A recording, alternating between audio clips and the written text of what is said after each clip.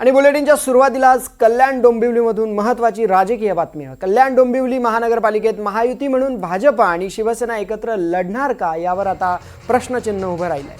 आज डोंबिवलीत पार पडलेल्या मेळाव्यात भाजप प्रदेशाध्यक्ष रवींद्र चव्हाण यांनी स्वबळाची भाषा करत 15 जानेवारीला कमळाला मतदान करा आणि कल्याण डोंबिवली महानगरपालिकेत भाजपचाच महापौर बसवा असं विधान केलंय। त्यामुळे आता कल्याण डोंबिवलीत शिवसेना भाजपची युती होणार का हे पाहणं महत्त्वाचं ठरणार आहे।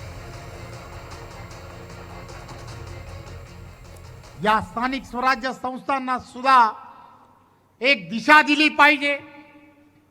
पूर्वीचा काळ तुम्ही पाहिलाय, देवेंद्रजींच्या नेतृत्वात देवेंद्रजी नेहमी सांगण्याचा प्रयत्न करतायत, मी कोणावरती टीका करत नाहीये, मला कोणावरती टीका करायची नाहीये, परंतु या स्थानिक स्वराज्य संस्था चांगल्या विचाराच्या असणाऱ्या व्यक्तींच्या हातामध्ये, चांगल्या असणाऱ्या विचारांच्या असणाऱ्या पक्षाच्या हातामध्ये म्हणजे भाजपाच्या हातामध्ये द्या।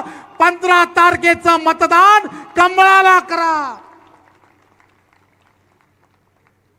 15 तारखेचं मतदान कमळाला एक दिवस करा।